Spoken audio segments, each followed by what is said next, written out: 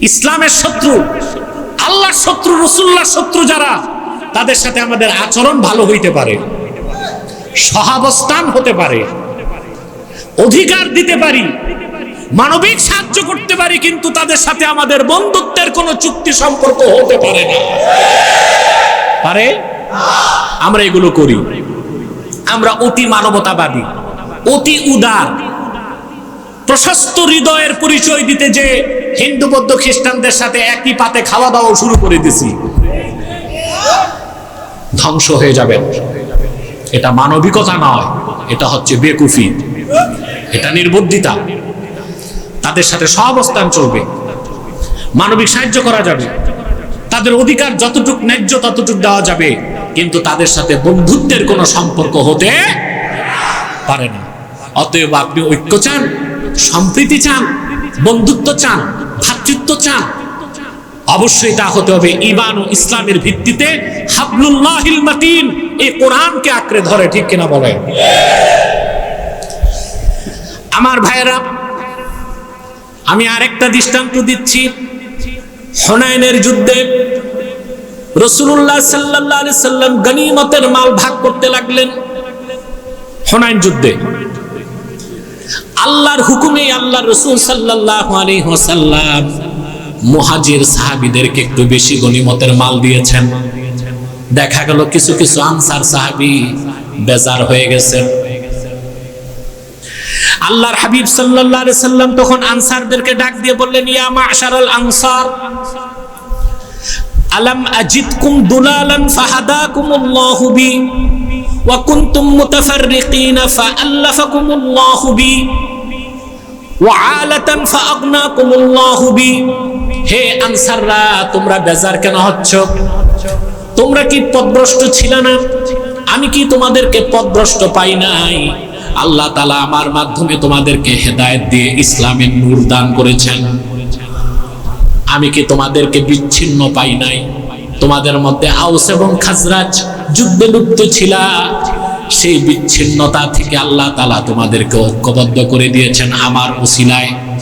সুবহানাল্লাহ বলবেন না? তোমরা ছিলে নিঃস্ব এবং অসহায়, আমার খাতিরে আল্লাহ তোমাদেরকে ধনী করে দিয়েছেন। সমস্ত আনসারগণ তখন সমস্বরে বলে উঠলেন, আল্লাহ ও তার রাসূলের এই কথায় কোনো সন্দেহ নাই। রাসূলুল্লাহ সাল্লাল্লাহু আলাইহি সাল্লাম আনসাররা যে বিচ্ছিন্ন ছিল, আউস আর খাজরাজ, তাদের ঐক্যের ক্ষেত্রে কোন কথাটা বলেছেন? হেদায়েতের কথাটাকে, অর্থাৎ ঈমানই তাদেরকে ঐক্যবদ্ধ করছে। কি ঐক্যবদ্ধ করছে? জাতীয়তাবাদ না, ঈমান। কোন জিনিস? অতএব মুসলিম উম্মাহ ঐক্যবদ্ধ হতে পারে শুধুমাত্র ঈমান ও ইসলামকে কেন্দ্র করে, আল্লাহর কোরআনকে আঁকড়ে ধরার মাধ্যমে। এই কথাগুলো আমরা শুনতেছি, বলেন প্রিয় ভাইরা। কিরকম ভ্রাতৃত্ব রাসূলুল্লাহ সাল্লাল্লাহু আলাইহি ওয়াসাল্লাম করে দিয়েছিলেন? একজন মুহাজির সাহাবী, মুহাজিররা চলে গেলেন মক্কাতে বাড়িঘর সব ছেড়ে, ঠিক না? কথা বলেন। মুসলিম মুহাজির চলে গেছেন, স্ত্রী কাফের ছিল বাদ দিয়া, বিবিও তো নেয় নাই অনেকে। মদিনাতুল মুনাওয়ারায় যাওয়ার পর রাসূলুল্লাহ সাল্লাল্লাহু আলাইহি ওয়াসাল্লাম ভ্রাতৃত্বের বন্ধন করে দিলেন তাদের মধ্যে। কি রকম? দেখা গেল আনসার সাহাবী যার দুইটা বাড়ি ছিল, তিনি মুহাজির সাহাবীকে একটা বাড়ি দিয়ে দিলেন। যার দুইটা বাগান ছিল, একটা বাগান দিয়ে দিলেন। যার দুইটা দাসী ছিল, একটা দাসী দিয়ে দিলেন। সুবহানাল্লাহ। এরকম একটা চমৎকার ঘটনা বুখারী শরীফে এসেছে, হাদিস নাম্বার 1968। আখান নবী সাল্লাল্লাহু আলাইহি ওয়াসাল্লাম বাইনা সালমান ওয়া আবি দারদা। রাসূলুল্লাহ সাল্লাল্লাহু আলাইহি ওয়াসাল্লাম হযরত সালমান ফারসি আর আবু দারদা, এই দুইজনের মধ্যে ভ্রাতৃত্বের বন্ধন করে দিলেন। কথা শুনতেছেন ভাই? এইভাবে প্রত্যেক মুহাজিরের সাথে রাসূলুল্লাহ সাল্লাল্লাহু আলাইহি ওয়াসাল্লাম আরেক আনসারের ভ্রাতৃত্বের সম্পর্ক করে দিয়েছিলেন। যে আনসার সাহাবী দুইটা বাড়ি ছিল, তিনি তার মুহাজির ভাইকে একটা বাড়ি দিয়ে দিলেন। যার দুইটা খেজুরের বাগান ছিল, একটা বাগান আরেক মুহাজির ভাইকে দিয়ে দিলেন। যে আনসার সাহাবীর দুইজন স্ত্রী ছিল, একজন স্ত্রী তিনি তার মুহাজির ভাইকে দিয়ে দিলেন। হযরত সালমানের সঙ্গে হযরত আবু দারদার ভ্রাতৃত্বের বন্ধন ছিল। সুবহানাল্লাহ। এই যে ভ্রাতৃত্বের বন্ধন, সাহাবা একরামের মধ্যে সম্প্রীতি, তারা যে ঐক্যবদ্ধ হয়েছিলেন কিসের ভিত্তিতে? জোরে বলতে হবে, ঈমান ও ইসলাম, কোরআন ও সুন্নাহ। ঈমান ও ইসলাম, কোরআন ও সুন্নাহ। সুবহানাল্লাহ বলেন। একদিন হযরত সালমান গেলেন আবু দারদার বাড়িতে। ভাই তো, ভাইয়ের খোঁজ নিবে না? রক্তের ভাই ছিল না, দ্বীনি ভাই। যে দেখেন আবু দারদা রাদিয়াল্লাহু তাআলা আনহুর স্ত্রী অত্যন্ত রিক্ত সিক্ত অবস্থায় আছেন, খুবই বিমর্ষ দেখা যাচ্ছে তাকে। হযরত সালমান জিজ্ঞেস করলেন, ভাই, জিজ্ঞেস করলেন আপনার এই অবস্থা কেন? বলে, আপনার ভাই আমার স্বামী আবু দারদা, তার তো দুনিয়ার কোনো প্রয়োজনই নাই, অর্থাৎ আমার প্রতি তার কোনো দৃষ্টি নেই, এসবের খেয়াল নাই, শুধু আল্লাহর ইবাদতে আছে। হযরত সালমান বসে আছেন, অনেক দেরিতে আবু দারদা রাদিয়াল্লাহু তাআলা ঘরে ঢুকলেন। হযরত সালমান খেতে বসছেন, আবু দারদা খাচ্ছেন না। হযরত সালমান বলেন, ভাই আপনি বসেন আমার সাথে। বলেন, আমি রোজা। বলেন, না আজকে রোজা রাখেন না। আপনারা জানেন নফল রোজা ছাড়া যায়, পরে আবার রাখা যায়। আপনি যদি নফল রোজা রাখেন, আপনার বাড়িতে মেহমান আসে, আপনার জন্য জায়েজ হচ্ছে রোজা ভেঙে মেহমানের সাথে খাওয়া। অবশ্য হানাফি মাযহাব মতে পরবর্তীতে রোজাটা আপনাকে করতে হবে, আর শাফিদের মতে করারও কোনো দরকার নাই। হযরত সালমান ফার্সির কথায় আবু দারদা খাইছেন, বুঝলেন? দিন পার হয়ে গেল। রাতের বেলা হযরত আবু দারদা তাহাজ্জুদ নামাজে দাঁড়ায় গেছেন, এশার নামাজের পরপরই। হযরতে সালমান ফার্সি বললেন, ভাই এখন তাহাজ্জুদের সময় হয় নাই, এখন ঘুমান। এখন হযরত সালমানের কথায় আবু দারদা ঘুমায় গেছেন। শেষ রাতে উঠার পর দনজন তাহাজ্জুদ নামাজ পড়ার পরে হযরত সালমান ফার্সি হযরত আবু দারদাকে বললেন, ইন্না লিরাব্বিকা আলাইকা হাক্কান, সুবহানাল্লাহ, ওয়া লিনাফসিকা আলাইকা হাক্কান, ওয়া লিআহলিকা আলাইকা হাক্কান, ফাতি কুল্লাযী হাক্কিন হাক্কা। ওরে আবু দারদা, তোমার উপর তোমার রবের হক আছে, তোমার উপর তোমার স্ত্রীর হক আছে, তোমার উপর তোমার প্রতিবেশীর হক আছে। ফাতি কুল্লাযী হাক্কিন হাক্কা, প্রত্যেক হকদারকে তার হক আদায় করে দাও। রবের হক আদায় করো সময় মতো, নিজের হক আদায় করো সময় মতো, বিবির হকও আদায় করো, প্রতিবেশীর হকও আদায় করো। সুবহানাল্লাহ বলবেন না? হযরত আবু দারদার মনে সন্দেহ জাগলো, এটা কেমন কথা? আমি সারা রাত নামাজ পড়বো, এটা তো ভালো কাজ, আর উনি আমারে বলতেছে রাতে ঘুমাইতে দিল, শেষ রাতে নামাজ পড়তে দিল, জোর করে খাওয়ালো।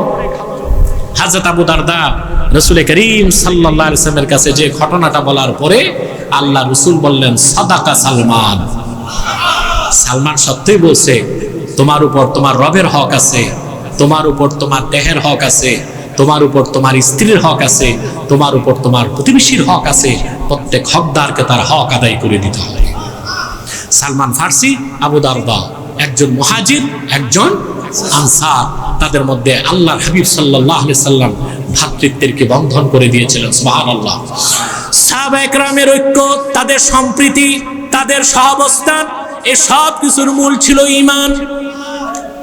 মূল ভিত্তিটা রাসূলুল্লাহ সাল্লাল্লাহু আলাইহি সাল্লাম বলে দিয়েছেন, আল হুব্বু লিল্লাহ ওয়াল বুগযু লিল্লাহ, ভালোবাসা আল্লাহর জন্য, দুশমনীও আল্লাহর জন্য।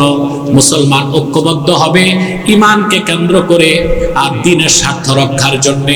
যদি মুসলমানের আদর্শের মধ্যে জাতীয়তাবাদের আদর্শ চলে আসে, সেকুলারিজমের আদর্শ আসে, বহুত্ববাদ, বহু সংস্কৃতি, লিবারেল ডেমোক্রেসি, এরকম মানব রচিত তন্ত্রমন্ত্র মতবাদের আদর্শ চলে আসে, মুসলমান কোনোদিন ঐক্যবদ্ধ হতে পারবে না, কাফের মুশরিকদের উপর বিজয় লাভ করতে পারবে না।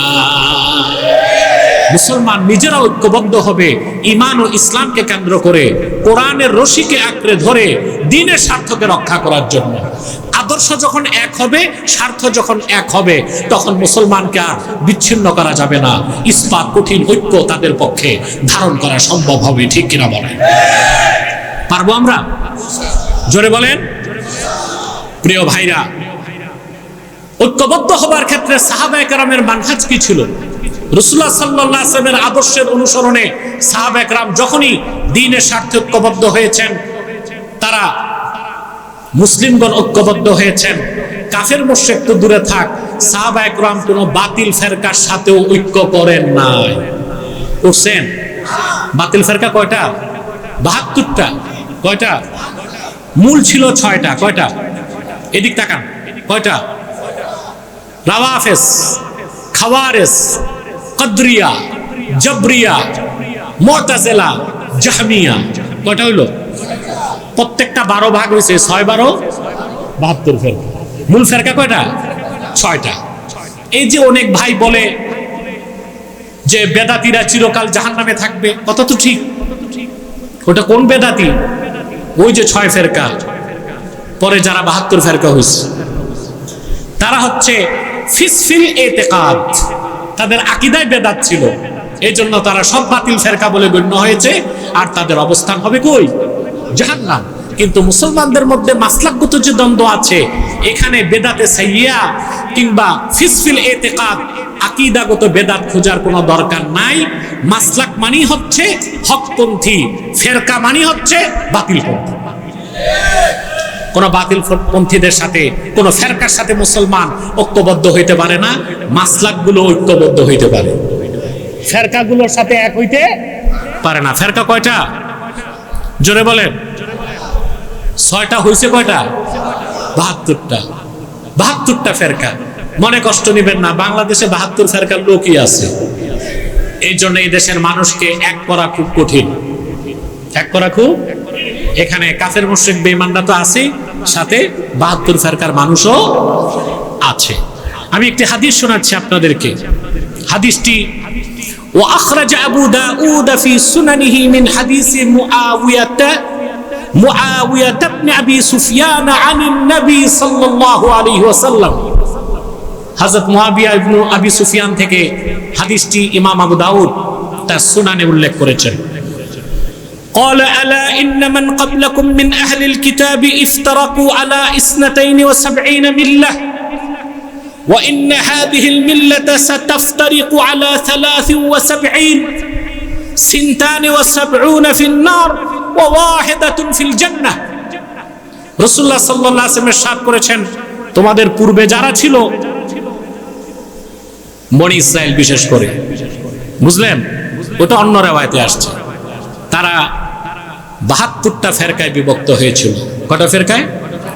অন্য রাওয়ায়াতে এসেছে মুসা নবীর সময় বনি ইসরাইল ৭১ ফেরকায় ভাগ হয়েছে, ঈসা নবীর সময় ৭২ ফেরকায় ভাগ হয়েছে।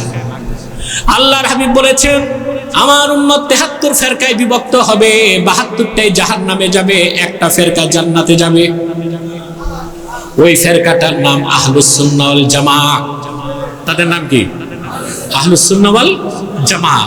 আহলুস সুন্নাহ, সুন্নাহ কি? আম্মা সুন্নাতু ফাহিয়া মা সান্না রাসূলুল্লাহ সাল্লাল্লাহু আলাইহি ওয়াসাল্লাম ওয়াল জামাআতু মাত্তাফাকা আলাইহি সাহাবা। রাসূলুল্লাহ সাল্লাল্লাহু আলাইহি ওয়াসাল্লাম নীতি হিসেবে যেটা নির্ধারণ করেছেন, ওইটাই হচ্ছে সুন্নাত। আর রাসূলুল্লাহ সাল্লাল্লাহু আলাইহি ওয়াসাল্লামের নীতির অনুসরণে যেই বিষয়ে সাহাবায়ে কেরাম একমত হয়েছে, ওটা হচ্ছে জামাত। ওটা কি? জামাত। এটার অনুসরণী হচ্ছে আহলুস সুন্নাহ ওয়াল জামাত। তাহলে আহলুস সুন্নাহ ওয়াল জামাতের মধ্যে মাসলাকগত দ্বন্দ্ব থাকতে পারে। কারো টুপি গোল, কারো লম্বা, কেউ মিলাদ শরীফে দাঁড়ায় সালাম পড়বে, কেউ দাঁড়ায় সালাম পড়াটাকে ফরজ ওয়াজিব মনে করলো না, বসে থাকলো। এগুলো হচ্ছে মাসলাকগত দ্বন্দ্ব। এগুলোকে আমরা ফেরকাগত দ্বন্দ্বের মতো মনে করি বাংলাদেশে। সেজন্য একজন একজনের দিকে তাকায় না, একজন একজনের সালাম নেয় না, ঠিক না বলে? একজন মাহফিলে আসলে আরেক মাসলাকের লোক ওয়াজ শুনতে যায় না। যে সম্পর্কটা হবে বাতিল ফেরকার সাথে, আমরা সেই রকম উৎকট উদ্ভট বিষ বাষ্প ছড়ায় দিচ্ছি নিজেরা মাসলাকগত দ্বন্দ্ব করে। এটা আমাদের ভবিষ্যৎকে অন্ধকার করবে এবং কাফের মুশরিকদেরকে তাদের স্বার্থ হাসিল করার জন্য বাংলাদেশে একটা বড় ধরনের সুযোগ করে দিবে। মাসলাক আমারটা আমার থাক, তোমারটা তোমার থাক। এখন তুমি যখন ফতুয়া দিবা আমাকে বেদাতি, আমি তো তখন তোমার দাঁত গণবো, ঠিক কিনা? সূত্রপাত তো এখানে। এখন একজন বলবে আপনার টুপি নাকি সুন্নত নাকি? তা আমি যদি প্রশ্ন করি শুধু টুপি পরা সুন্নতে রসুল, একটা দলিল দেখাও। শুধু টুপি পরাই তো সুন্নত না, সুন্নতে সাহাবা। অবশ্যই সুন্নতে রাসূল হবে তখন যখন টুপির সাথে পাগড়ি থাকবে। গোড়ায় খবর নাই, কিন্তু এখানে ফতোয়া দেখতেছে আপনার তো করলি ঠিক নাই, আপনারটা বেশি ওসা, তারটা আরো খাটো। ভাই, টুপি জুব্বা কুর্তা নিয়ে ঝগড়া করতে করতে বিজাতি যখন সুযোগ নিবে, কল্লাই তো থাকবে না, তো টুপি লাগাবা কোন? শুধুমাত্র কাফের মুশরিকদের তাশাব্বুহ বা সাদৃশ্য হয়, এই রকম টুপি লাগানো যাবে না। ওরফে যেটাকে টুপি মনে করা হয় সেটা পড়লে সওয়াব পেয়ে যাবে। কথাটা বুঝেন নাই? আবার ভুল বুঝেন না যে আমি বলছি টুপি পরা সুন্নত না, সুন্নতে রাসূল না, শুধু টুপি পরা সুন্নতে সাহাবা। শুধু টুপি পরা রাসূলুল্লাহ সাল্লাল্লাহু আলাইহি ওয়াসাল্লামের সুন্নত হবে তখন যখন টুপির সাথে কি থাকবে? পাগড়ি থাকবে। কথাটা বুঝতেছেন ভাই? প্রিয় ভাইরা, ৭২টা ফেরকা, তাদের কারোর সাথে আমাদের কোনো ঐক্য হতে কথা বলেন পারে না। সেজন্য ইসলামের ইতিহাস আমাদেরকে প্রমাণ দেয়। ক্রুসেড যুদ্ধের সময়, ক্রুসেড যুদ্ধ হয়েছে ৭ বার। কয়বার? এই ৭ বার ক্রুসেড যুদ্ধে, শত শত বছরের যুদ্ধে সব সময় মুসলমানদের সাথে ইহুদি খ্রিস্টানদের সাথে ঐক্য করেছিল শিয়া সম্প্রদায়, আর মুসলমানদের বিরোধিতা করেছিল। হযরত আলী রাদিয়াল্লাহু তাআলা আনহুর জামানায় দ্বন্দ্ব হয় নাই? হযরত আলীর দ্বন্দ্ব ছিল খারিজিদের সাথে। কাদের সাথে? খারিজিদের অবস্থান ছিল ইরাকের হারুরাতে। কোথায়? খারিজিদেরকে বুঝাতে হযরত আলী 3 বার পাঠালেন হযরত ইবনে আব্বাসকে। কতবার? 3 বার। 3 বার তারা বুঝলো না। পরিশেষে হযরত আলী তাদের বিরুদ্ধে যুদ্ধ করেছেন। 12,000 খারিজির মধ্যে 8,000 যুদ্ধে নিহত হয়েছে, 4,000 পরাজিত হয়ে পালায়ে গেছে। প্রশ্ন হলো কেন? খারিজিরা তো নামাজ পড়তো 5 ওয়াক্ত। ইবনে মাজার হাদিসে এসেছে আল্লাহর হাবিব সাবধান করে গেছেন সাহাবায়ে কেরামকে, এমন একটা কওম বা দল বের হবে যাদের নামাজ দেখলে তোমাদের নামাজকে তুচ্ছ মনে হবে, যাদের রোজা দেখলে তোমাদের রোজাকে তুচ্ছ মনে হবে। ইয়াকরাউনাল কোরআন, যারা কোরআন পড়বে কিন্তু কোরআন তাদের কণ্ঠনালীর নিচে নামবে না। এই খারিজিদের সাথে হযরত আলী যুদ্ধ করলেন। 8,000 খারিজি যুদ্ধে নিহত হলো, 4,000 খারিজি চতুর্দিক পালায় গেল। কেন? হযরত আলী কি ঐক্য করতে পারতেন না? কথা বলেন, কেন করলেন না? বাতিল ফেরকা কি? অথবা এখনো যারা সুন্নি আর শিয়া ঐক্য করতে চায় তাদের মানহাজ ভুল, তাদের কনসেপ্ট ভুল। কোনদিন শিয়াদের সাথে আহলুস সুন্নাহ ওয়াল জামাত ঐক্য করতে পারে না। সেই ঐক্য হতে পারে বাণিজ্যিক, হতে পারে সামরিক, হতে পারে আমদানি রপ্তানি, হতে পারে অন্যরকম, কিন্তু ভ্রাতৃত্ব কিংবা কোনো সংস্থা কিংবা কোনো ঐক্যবদ্ধ প্ল্যাটফর্মে আহলুস সুন্নাহ ওয়াল জামাত কোনো বাতিল ফেরকাকে নিতে পারে